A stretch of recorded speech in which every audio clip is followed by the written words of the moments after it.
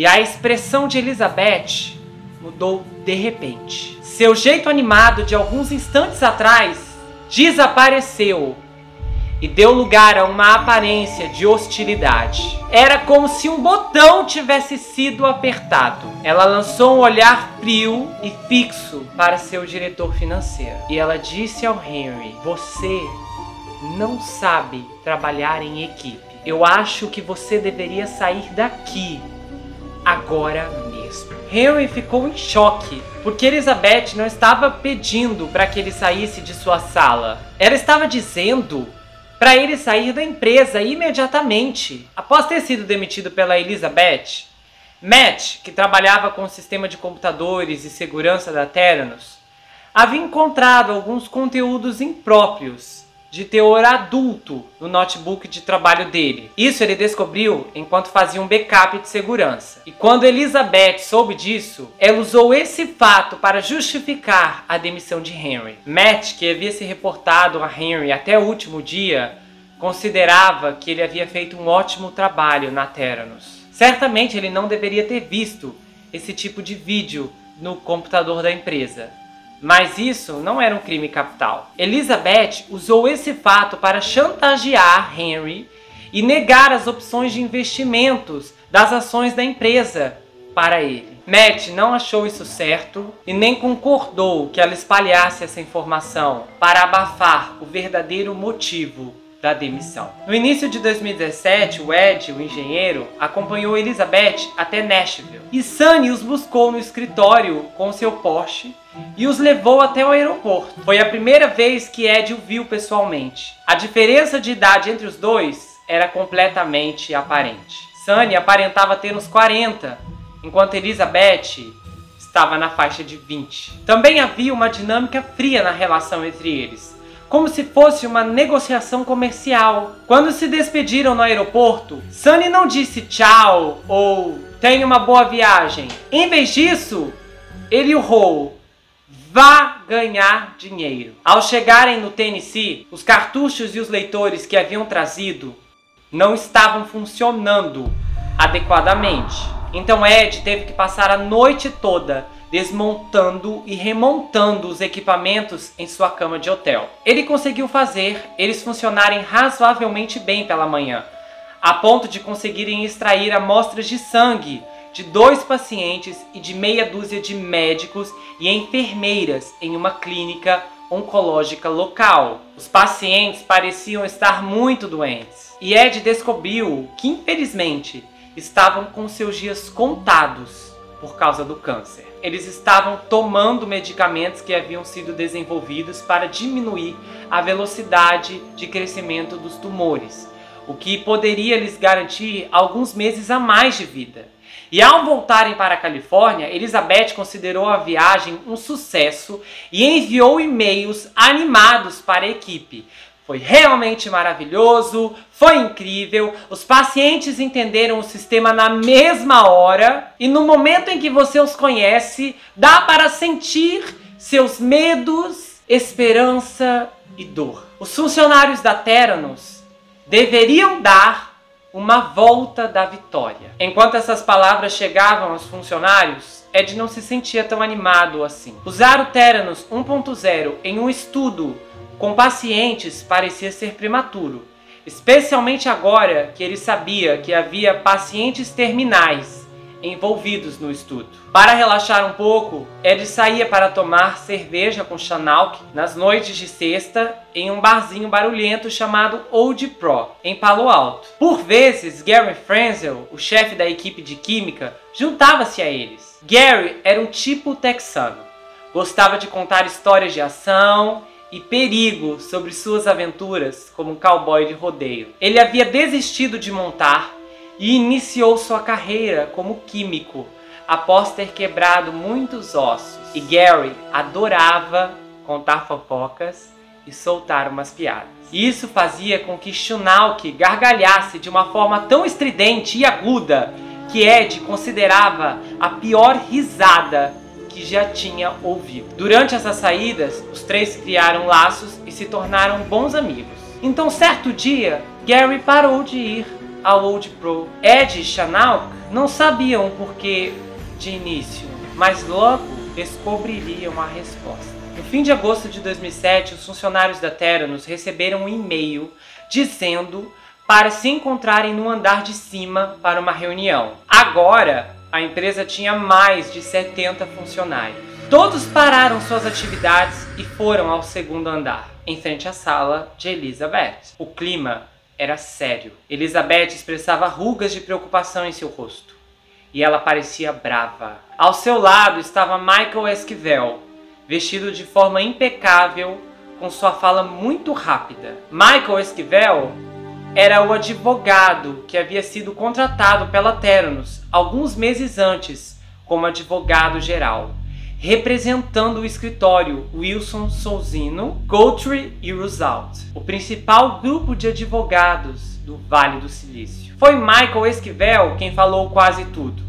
Ele disse que a Theranos estava processando 3 ex-funcionários por roubo de propriedade intelectual. E esses eram Michael O'Connell, Chris Todd e John Howard. E foi Howard que havia entrevistado Ed antes de sua contratação. E ele também havia sido supervisor de toda a pesquisa e desenvolvimento. Todd era o antecessor do Ed e havia liderado o designer do protótipo 1.0. E Michael O'Connell era um funcionário que havia trabalhado no cartucho 1.0 até que foram embora no último verão. Eles receberam ordens expressas que não deveriam ter qualquer tipo de contato com eles a partir daquele momento. E todos os e-mails e documentos deveriam ser protegidos. Michael também anunciou que conduziria uma minuciosa investigação em busca de evidências. E ele acrescentou algo que foi como uma descarga elétrica na sala. Pedimos ao FBI que nos ajude com o caso. Ed e Chanauk imaginaram que o Gary Frenzel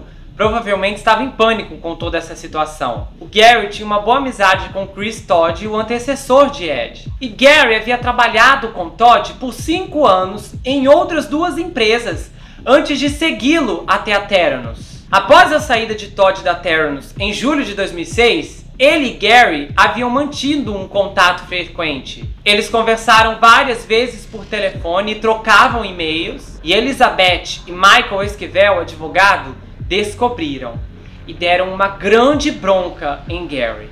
E ele ficou muito amedrontado. O Michael O'Connell, que não estava mais na empresa, ele tinha um pós-doutorado em nanotecnologia por Stanford. E ele pensava ter solucionado os problemas dos microfluidos que impediam o sistema da Theranos de funcionar bem.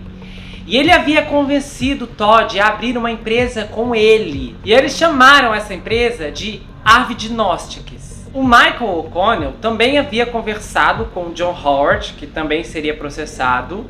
E o John Howard deu ajuda e conselhos, mas decidiu não se juntar na empreitada. A Arvidnostics era muito parecida com a Theranos, com a diferença de que eles planejavam vender seu produto para veterinários, considerando que, em teoria, as aprovações regulatórias seriam mais fáceis de ser obtidas para um equipamento que desenvolve exames de sangue em animais e não em humanos. Aí vocês não vão acreditar.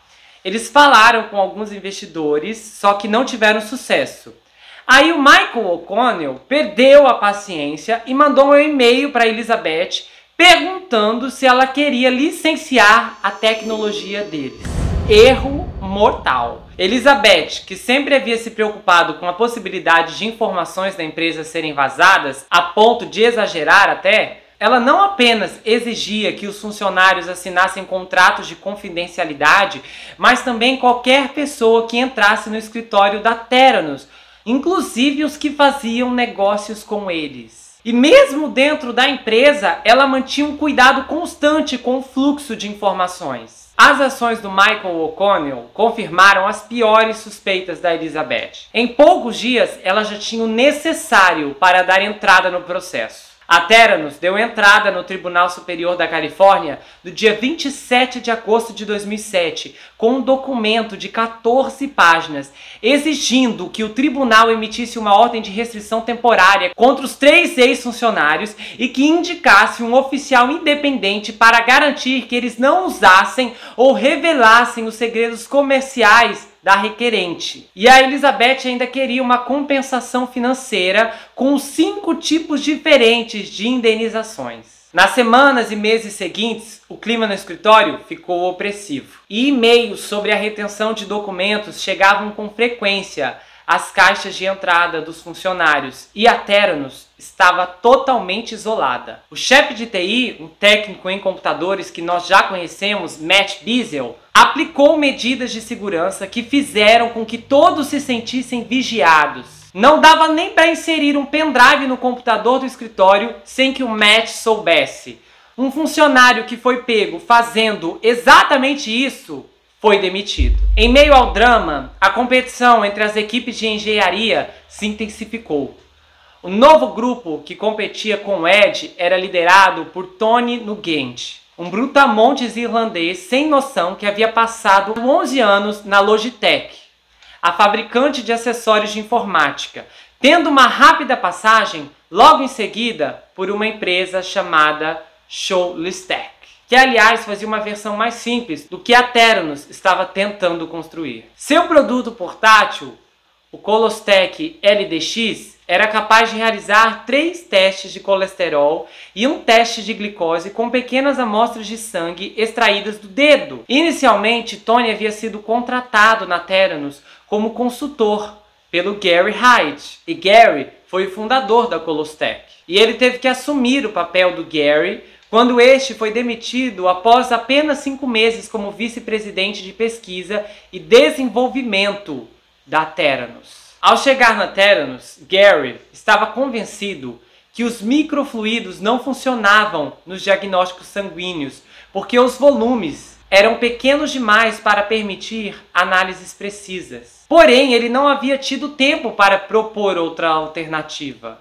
Agora o trabalho era de Tony, e Tony decidiu que a proposta de valor da Theranos deveria ser automatizar todos os passos que os especialistas químicos realizavam nas análises sanguíneas em laboratórios. Para conseguir isso, ele precisava de um robô, mas ele não queria perder tempo construindo um do zero.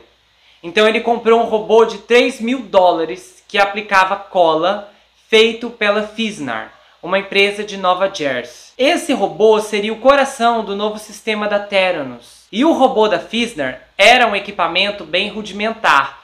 Consistia de um braço mecânico preso a uma estrutura contendo 3 graus de movimentação, direita, esquerda, para frente e para trás. O robô da Fisnar era um equipamento bem rudimentar. Consistia de um braço mecânico preso a uma estrutura contendo 3 graus de movimentação, direita e esquerda, para frente e para trás, para cima e para baixo.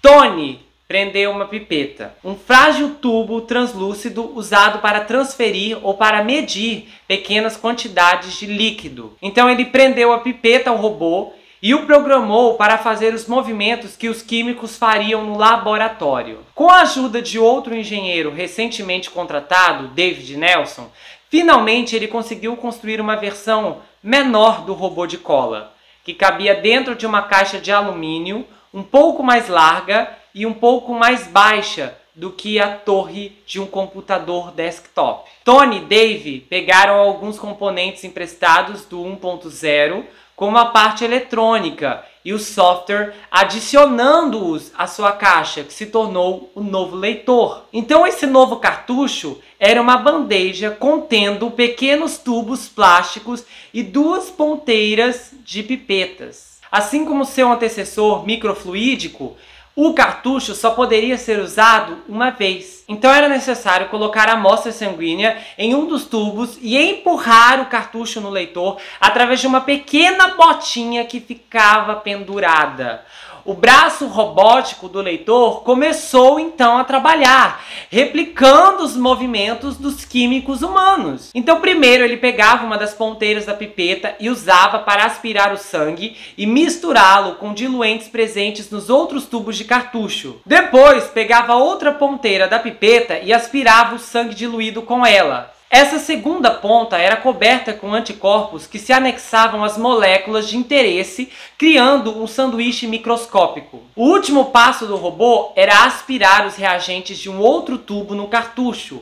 Quando os reagentes entravam em contato com os sanduíches microscópicos, uma reação química ocorria e emitia um sinal de luz. Um instrutor dentro do leitor, chamado tubo fotomultiplicador, transformava o sinal de luz em uma corrente elétrica, e a concentração de moléculas no sangue, o que o teste pretendia medir, poderia ser deduzida a partir da força da corrente elétrica, que era proporcional à intensidade da luz.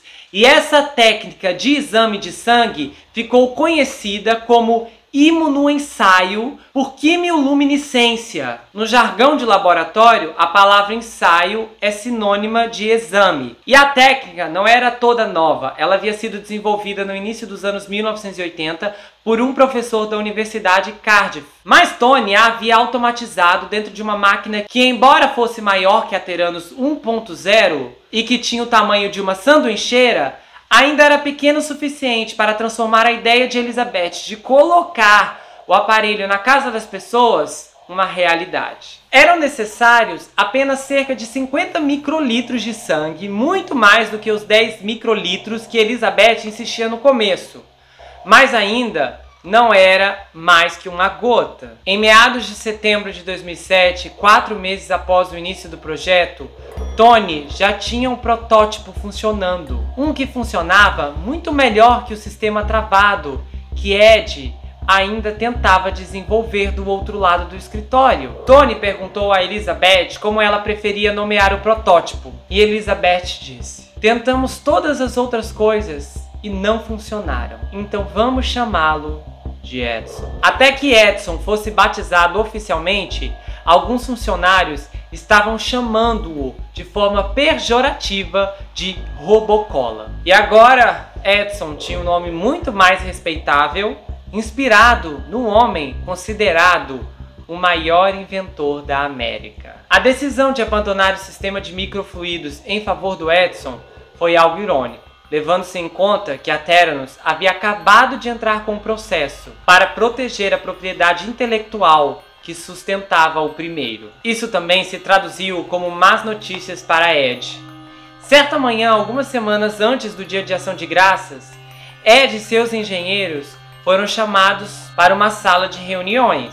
Certa manhã, algumas semanas antes do Dia de Ação de Graças, Ed e seus engenheiros foram chamados para uma sala de reuniões individualmente. Quando chegou a vez de Ed, ele foi informado por Tony, que estava acompanhado por uma gerente de recursos humanos chamada Tara Lencioni e pelo advogado Michael Esquivel. E eles disseram: "Ed, você está demitido. A empresa caminha por uma nova direção e essa direção não envolve o trabalho que você está fazendo aqui." Ed teria que assinar novos contratos de confidencialidade e não difamação se quisesse receber sua indenização. Isso emergiu como um impacto meteórico na cabeça do Ed. A Tara e o Michael foram com ele ao seu espaço de trabalho para que retirasse seus poucos pertences pessoais e depois o acompanharam até a saída do prédio. Cerca de 1 hora depois, o Tony espiou pela janela e percebeu que o Ed ainda estava em pé, do lado de fora, com a jaqueta pendurada em seu braço. Ele ficou tão perplexo que não sabia nem o que fazer. Naquela manhã, Ed havia ido de carona ao trabalho e não tinha como voltar. E naquela época não existia o Uber. Então Tony foi atrás de Schnauk e, por saber que eles eram amigos, pediu que levasse Ed para casa. Schnauk trilharia o mesmo percurso de Ed dentro de algumas semanas. O Edson era, em essência, um robô de aplicação de cola transformado. E isso era um tremendo retrocesso da nobre visão para o qual Elizabeth originalmente o contratou. Schnauk também andava agitado por conta da alta rotatividade de funcionários e por toda a histeria do processo judicial. Cerca de 3 meses e meio depois, era hora de seguir em frente. E Schnauk informou a Elizabeth que estava pensando em retornar aos estudos.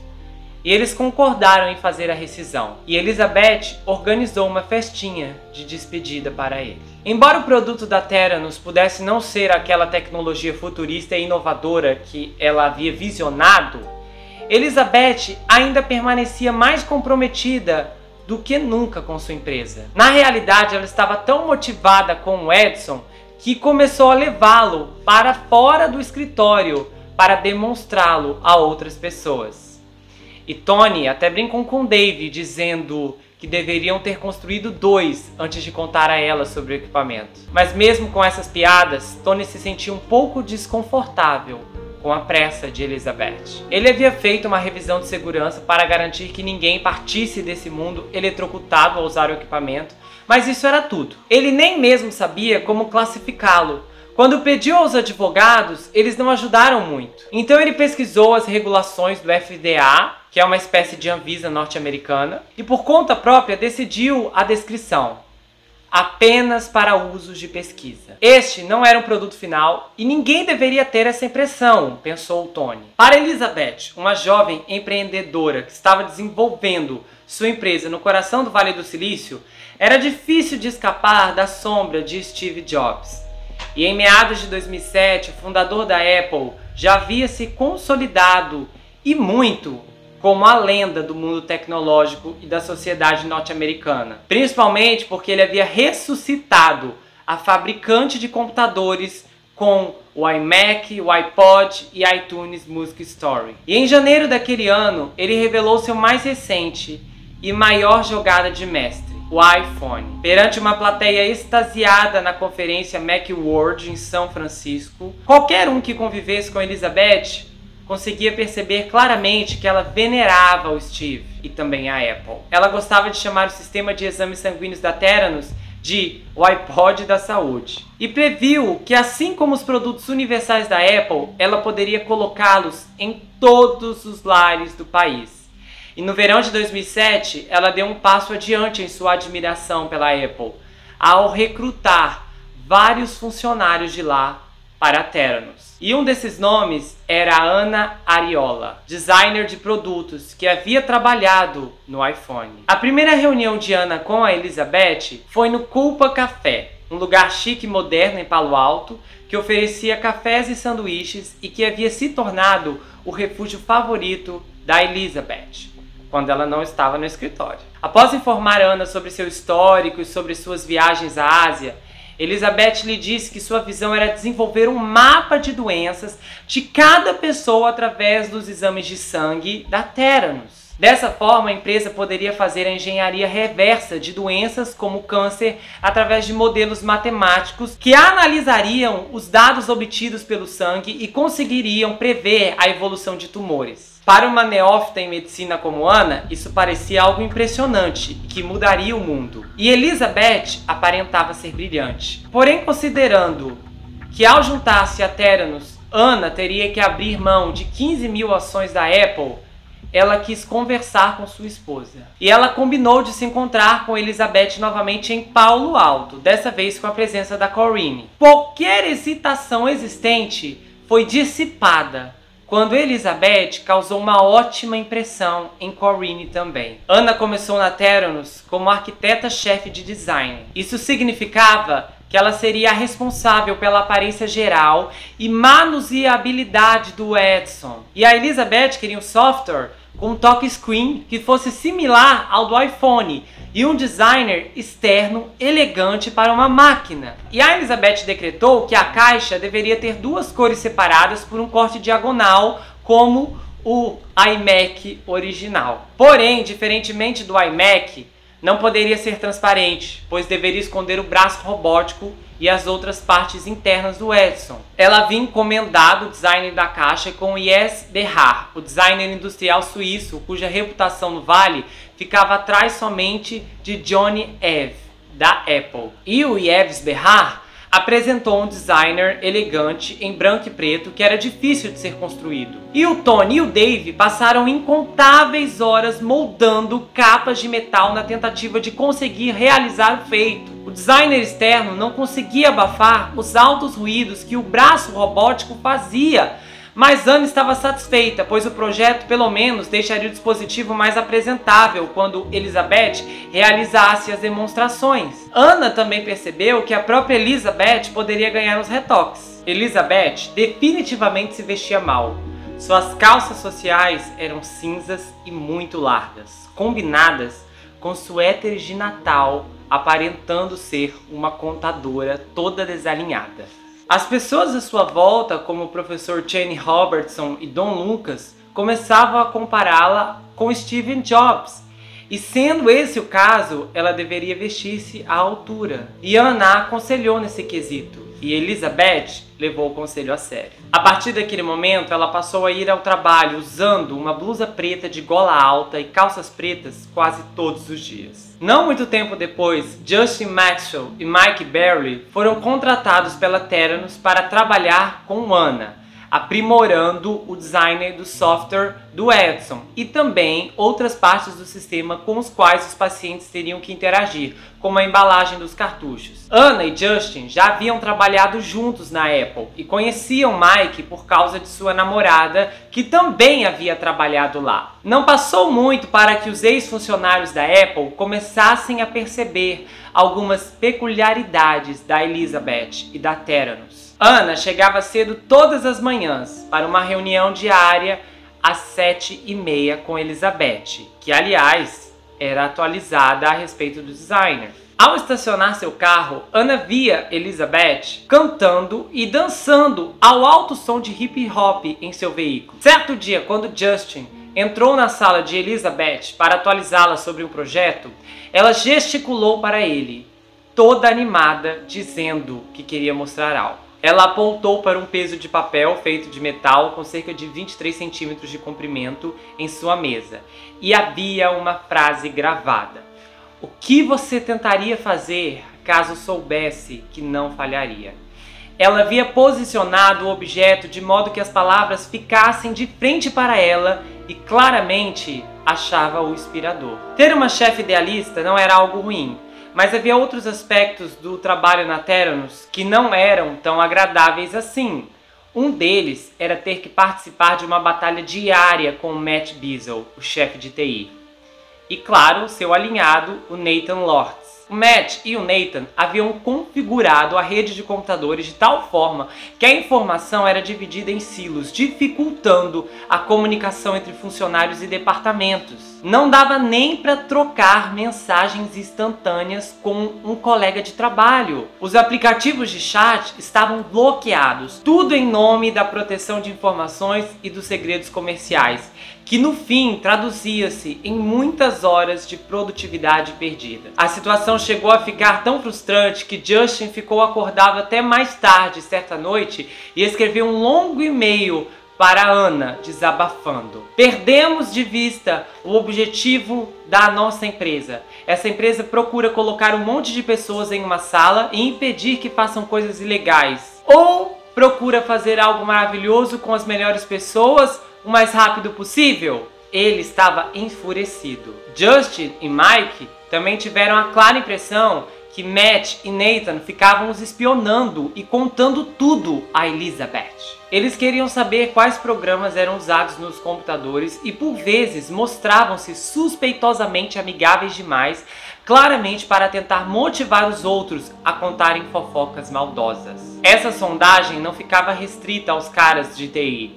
Os assistentes administrativos de Elizabeth adicionavam os funcionários no Facebook e depois contavam a ela o que eles estavam postando. Um dos assistentes ficava controlando o horário de entrada e saída dos funcionários para que Elizabeth soubesse exatamente quantas horas cada um havia trabalhado. Para convencer as pessoas a trabalharem mais horas, ela oferecia comida para o jantar todos os dias. Só que a comida não chegava antes das 8 ou 8h30 da noite, de modo que não dava para sair do escritório antes das 22 horas. A atmosfera estranha ficava ainda pior quando a diretoria da Theranos se reunia uma vez por trimestre.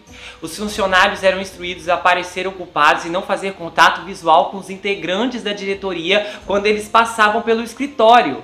Elizabeth os conduzia a uma grande sala de conferências com paredes de vidro e fechava todas as cortinas. Parecia uma reunião de agentes da CIA conduzindo interrogatórios em uma operação secreta. Certa noite, a Anna deu uma carona para o Justin e para Aaron Moore, um dos engenheiros, até São Francisco. E Aaron havia interrompido seu doutorado em microfluidos no MIT para trabalhar na Theranos. Isso em setembro de 2006, após ver um pequeno anúncio da vaga em uma publicação da área. Então ele já trabalhava na Theranos há quase um ano quando Anna e Justin chegaram. Aaron era inteligente o suficiente para conseguir estudar em Stanford e fazer pós-graduação no MIT, mas não levava a si mesmo muito a sério. Ele havia nascido em Portland, em Oregon, e tinha a aparência típica de pessoas descoladas de lá. Cabelo bagunçado, barba, brincos, e ele também era bem espirituoso. E todas essas características fizeram dele o cara da Theranos com quem o pessoal que viera da Apple conseguia se dar bem. Anna, Justin e Aaron moravam em São Francisco e iam diariamente ao trabalho de carro ou de trem. Durante a volta para casa naquela noite, enquanto esperavam o tráfego andar no Prius de Anna, Aaron reclamou com alguns dos seus novos colegas que estava percebendo que muitas pessoas estavam sendo despedidas. E é claro que Anna e Justin já haviam notado isso também. A demissão do Ed tinha acabado de acontecer. E além do Ed, outras 20 pessoas haviam perdido o emprego também.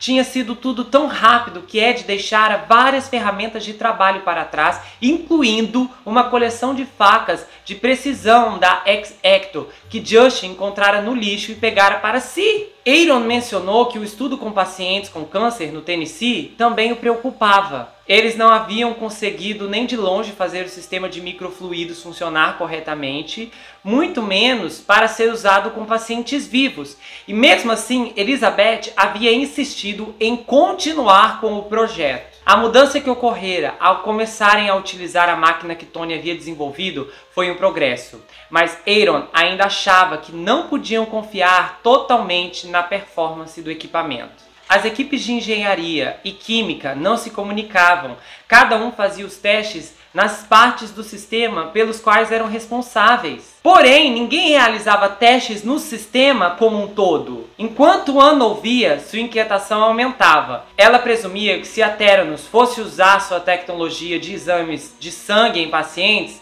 ela deveria estar muito mais desenvolvida. Mas agora, Aaron dizia que ainda havia muito trabalho a ser feito. Anna sabia que o ensaio no Tennessee envolviam pessoas que estavam perdendo sua vida por causa do câncer. Ela ficou incomodada ao pensar que aquelas pessoas seriam usadas como cobaias para um equipamento médico defeituoso. O que nem Anna ou Aaron sabiam, e que poderia ter aliviado suas preocupações de alguma forma, é que os resultados dos testes dos pacientes não seriam usados para realizar quaisquer mudanças em seus tratamentos. Eles seriam usados apenas por motivos de pesquisa, para ajudar a Pfizer a avaliar a eficácia da tecnologia da Theranos. No entanto, isso nunca ficou muito claro para a empresa dos funcionários da Elizabeth, porque ela nunca havia explicado as condições do estudo. Na manhã seguinte, Anna entrou em contato com a pessoa que havia apresentado a Theranos, seu ex-colega de trabalho da Apple, Avi Tavenel, e Avi fazia parte da diretoria da Theranos e tinha sido ele que havia sondado Anna meses antes e organizado o primeiro encontro dela com a Elizabeth. Anna então se encontrou com Avi no Pit Coffee e mencionou que tinha ouvido de Aaron Moore. E ela estava preocupada com o fato de que a Theranos estava ultrapassando os limites éticos no caso do ensaio clínico no Tennessee. E Abe a ouviu com atenção e revelou o inesperado. Ele também estava começando a se questionar sobre a empresa. Abe era um dos amigos mais antigos e próximos do Steve Jobs.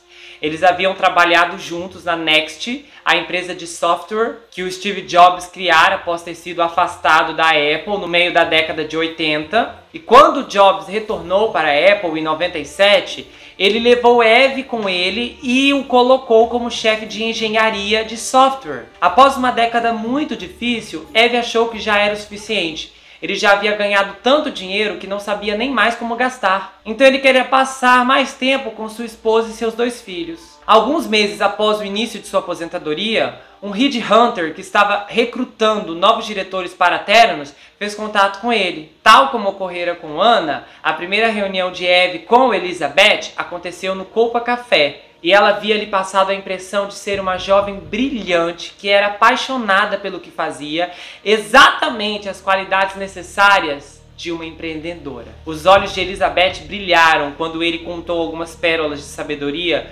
sobre a gestão que havia aprendido na Apple. Seu longo contato com Steve era um objeto de fascinação para ela. E após esse encontro, Abe concordou em se juntar à diretoria da Theranos e comprou ações da empresa no valor de R$1,5 milhão no fim de 2006. As 2 primeiras reuniões da diretoria que Abe participou haviam sido relativamente calmas, porém na terceira ele começou a perceber que havia um padrão. Elizabeth apresentava projeções de receita cada vez mais otimistas com base nas vendas que ela alegava que a Theranos negociava com as empresas farmacêuticas. Todas as receitas nunca se materializavam.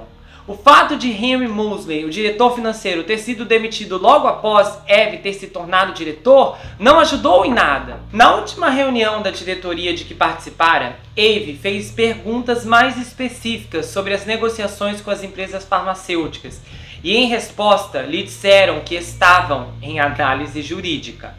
Ao pedir para ver contratos, Elizabeth alegou que não tinham nenhuma cópia disponível no momento. Também houve atrasos frequentes no lançamento do produto e as explicações a respeito do que necessitava ser consertado mudavam a cada instante.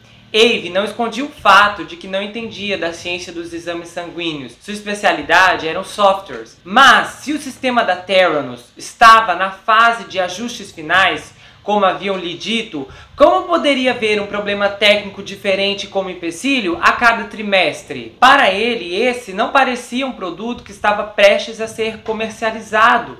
No fim de outubro de 2007, ele participou de uma reunião com o comitê de compensação da diretoria.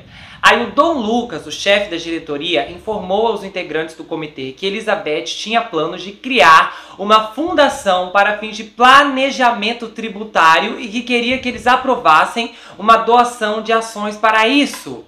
Abe havia percebido o quanto Don idolatrava Elizabeth. Esse senhor a tratava como uma neta. Don já estava com quase 80 anos e fazia parte de uma velha geração de investidores de risco que lidavam com isso como se fossem participar de um clube. Um dos famosos empreendedores que ele havia instruído fora Larry Ellison.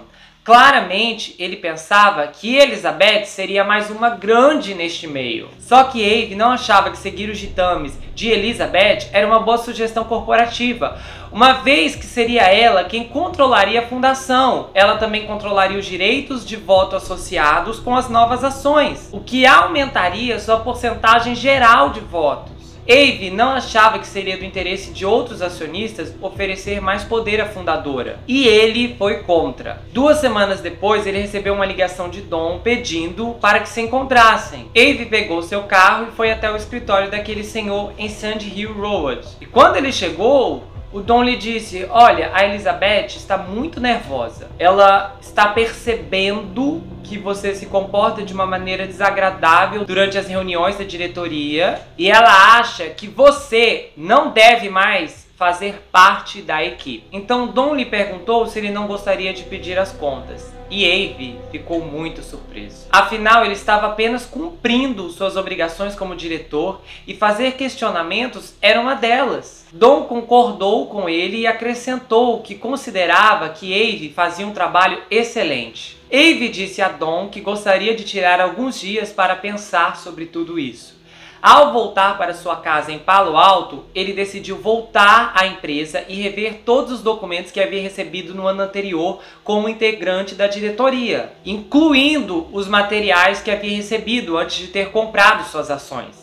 E ao relê-los, percebeu que tudo na empresa havia mudado dentro de um ano, incluindo a equipe inteira de executivos de Elizabeth. E ele disse, o Dom precisa ver isso. Enquanto essa situação estava se desenrolando, Ana ficava cada vez mais apreensiva. Ela era irritável por natureza, falava rapidamente, sempre estava envolvida em um turbilhão de atividades. Na maioria das vezes, era uma energia positiva que ela conseguia canalizar em seu trabalho e com ótimos resultados. Porém, às vezes, isso também se transformava em estresse, ansiedade e drama.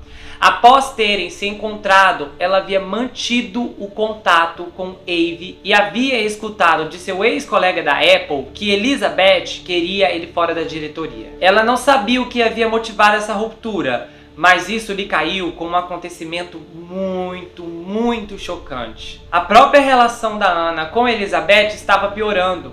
Elizabeth não gostava de ouvir não, e Ana havia feito isso em várias ocasiões quando entendia que algumas das exigências que Elizabeth fazia não tinham sentido. Ela também estava ficando desmotivada por Elizabeth ser tão reservada. Uma designer poderia não ser tão crucial neste pequeno empreendimento quanto um engenheiro ou um químico, mas ela ainda precisava estar a par do envolvimento do produto para que pudesse realizar seu trabalho adequadamente. Mesmo assim, Elizabeth informava apenas o estritamente necessário a Ana. Durante uma de suas reuniões, logo pela manhã, Ana confrontou Elizabeth a respeito do que havia ouvido de Aaron Moore. E ela disse, olha Elizabeth, eu sei dos problemas com o sistema da Theranos, e se vocês ainda estão corrigindo as falhas na tecnologia, talvez seja melhor pausar o estudo no Tennessee e encontrar uma forma de resolver isso tudo primeiro. O melhor é você recomeçar o estudo após a máquina estar funcionando corretamente. E a conversa com Elizabeth ficou feia e ela rejeitou totalmente. Ela disse não. A Pfizer e outros grandes fabricantes de medicamentos queriam seu sistema de exames de sangue. E a Theranos será uma grande empresa. Olha aqui, Ana. Se você não estiver contente, talvez seja melhor repensar se este é o lugar certo para você. Pense sobre isso e me diga o que quer fazer. Ana voltou para sua mesa e ficou aflita por várias horas. E o fato de que Elizabeth havia insinuado sobre sua saída a deixou inquieta. Ana confiava em Eve e o considerava um amigo. E se Elizabeth tinha uma desavença com ele, ela estava disposta a defendê-lo. Mas no meio da tarde, Ana se decidiu. Ela escreveu uma breve carta de demissão e imprimiu 2 cópias. Uma para Elizabeth e outra para o RH. Elizabeth não estava no escritório naquele momento. Então ela jogou o envelope por debaixo da porta. Enquanto saía, escreveu um breve e-mail para informar a Elizabeth onde o envelope estava. Elizabeth respondeu ao e-mail 30 minutos depois e pediu que Ana lhe telefonasse. Ana ignorou seu pedido. Ela não queria saber mais da Theranos. Dom Lucas não usava e-mail. Ele já havia visto processos judiciais o suficiente ao longo dos anos, incluindo uma onda de ações contra a Oracle no início dos anos 90. E ele não gostava nem um pouco da ideia de deixar rastros eletrônicos para trás que poderiam ser usados contra ele algum dia no tribunal. Caso Eve quisesse que Dom visse o que ele havia descoberto, ele teria que fazer isso pessoalmente. Então ele entrou em contato com 2 assistentes de Dom e marcou um novo encontro. No dia agendado, Eve apareceu no escritório do Dom com cópias de todos os documentos que havia recebido quando era diretor da Theranos. E eram centenas de páginas. E ele disse, olha, você está vendo essas páginas? Elas estão repletas de discrepâncias e elas são irreconciliáveis. A diretoria tem uma batata quente nas mãos. E há uma possibilidade de que a Theranos não seja consertada. E com certeza não será do jeito que Elizabeth está gerenciando as coisas. Eu sugiro que vocês tragam uma supervisão adulta. E o Dom disse, veja bem, você deve pedir as contas. Abe concordou e Don disse: o que você pretende fazer com essa pilha de papéis? Abe foi pego de surpresa com essa pergunta. Don não parecia ter o mínimo interesse em ouvi-lo. Abe ainda percebeu que a preocupação do Don era de que o Abe em algum momento pudesse levar aquilo tudo para a diretoria. E ele disse: quer saber, eu não quero ter dor de cabeça, eu me aposentei da Apple por causa disso. Eu vou pedir minha demissão e eu vou deixar esses papéis com você. E aí o Abe se levantou para sair e o Don disse: espera aí, porque tem algo mais que precisamos discutir. O Shinnok, o primeiro funcionário e cofundador da Theranos, estava saindo da empresa e estava vendendo a maioria de suas ações de volta a Elizabeth. Ela precisava que a diretoria abrisse mão dos direitos da empresa para comprar as ações novamente. Abe não achou que isso fosse uma boa ideia, mas disse a Don para que a diretoria votasse sem ele. Uma vez, é claro, que ele estava se desligando. Aí o Abe se levantou para sair e o Don: espera, tem mais uma coisa. Aí o Abe virou e disse: o quê? Eu preciso que você renuncie os seus próprios direitos de comprar ações. Aí o Abe saiu do sério. E ele disse: o quê? Peraí, isso é demais. Aí o Don conversou e ele disse: ok, mande o Michael, o advogado, me enviar os documentos necessários e eu vou analisar, mas eu não prometo nada. Quando os documentos chegaram, Abe os leu cuidadosamente e concluiu que uma vez que a própria empresa havia renunciado seus direitos de recomprar as ações de Shinnok, era total direito dele e de outros acionistas comprarem algumas delas. Ele também percebeu que Elizabeth havia feito uma negociação totalmente injusta com Shinnok. Ele estava disposto a sair negociando suas ações de 1,13 milhão por apenas 565 mil. Isso significava que cada ação valia 0,50, uma dedução de 80% sobre o que ele e outros investidores haviam pago mais de um ano antes na última rodada de investimento da Theranos. Um pouco de depreciação era esperada, pois as ações de Abe eram ações preferidas, com maiores direitos sobre os ativos e ganhos da empresa, enquanto as ações do Shinnok eram comuns. Mas uma depreciação desse tamanho era algo inédito. E o Abe decidiu exercer seus direitos e disse ao Michael que queria adquirir a parte proporcional das ações de Shinnok, às quais ele tinha direito. Só que esse pedido não foi muito bem recebido. E a partir daí começou-se uma tensa troca de e-mails, que aliás se estenderam até o Natal. E às 23h17, véspera do feriado de Natal, o advogado Michael enviou um e-mail acusando o Abe de ter agido de má fé e o alertou que a Theranos estava seriamente considerando processá-lo por violação de seus deveres fiduciários. E ainda apontou que, como ele era integrante da diretoria, ele estava fazendo depreciação e descrédito da empresa. Abe ficou perplexo. Além de nunca ter feito tais coisas em todos os seus anos no Vale do Silício, nem de longe ele havia sido ameaçado com o processo. Ele era conhecido como uma boa pessoa em todo o Vale, uma flor de pessoa. Ele não tinha inimigos e ele disse: gente, que é isso? O mais estranho aconteceu em seguida. Ele tentou ligar para os outros integrantes da diretoria e nenhum deles atendeu a ligação. Sem saber ao certo o que fazer, Abe conversou com um colega advogado. E como ele tinha muito dinheiro, muito mais que a própria Theranos, a possibilidade de um processo em si não lhe assustava. Porém, após informar seu amigo sobre tudo o que tinha se passado, este mesmo lhe perguntou: considerando tudo o que você sabe sobre a empresa, você realmente quer comprar mais partes dela? E ele enxergou as coisas por outra perspectiva. E então ele decidiu que a resposta era não. Além disso, era uma época de gratidão e alegria. E ele decidiu esquecer tudo isso e virar a página da Theranos. Mas antes disso, ele escreveu uma mensagem de despedida para Don e enviou uma mensagem por e-mail aos assistentes dele, juntamente com uma cópia do documento de concessão de direitos que a empresa lhe havia pressionado para assinar. A tática brutal usada para fazê-lo assinar esse documento, ele disse que criou seríssimas preocupações em seu interior. E ele disse: olha, eu não culpo o Michael pelo que ele está fazendo, já que ele está apenas cumprindo ordens. Mas eu espero que vocês informem aos outros membros da diretoria sobre o que está acontecendo aqui. Eles merecem saber que, caso não concordem 100% com o programa, eles se arriscam a ser retalhados pela empresa Elizabeth. E assim ele encerrou sua carta. E no início de 2008, a Theranos estava para se mudar para um novo prédio, na River Avenue, em Palo Alto. No Vale do Silício, esse era o equivalente a se mudar do sul de Bronx para Midtown, em Manhattan, Nova York, a área mais nobre da cidade. As aparências contam muito no Vale, e durante 3 anos, a Theranos andava na contramão da estrada. Nesse caso, a estrada era a Rota 101, antigamente conhecida como Bayshore Trail. Ela separa Palo Alto, uma das cidades mais abastadas dos Estados Unidos, da sua vizinha mais pobre, East Palo Alto, que já teve o desprazer de ser considerada a capital nacional de pessoas ceifadas. E o escritório antigo da empresa era em East Palo Alto, ao lado da larga rodovia, próximo a uma loja de máquinas em frente a um prestador de serviços de telhado. Não era o tipo de vizinhança no qual os ricos investidores de risco gostariam de ser vistos.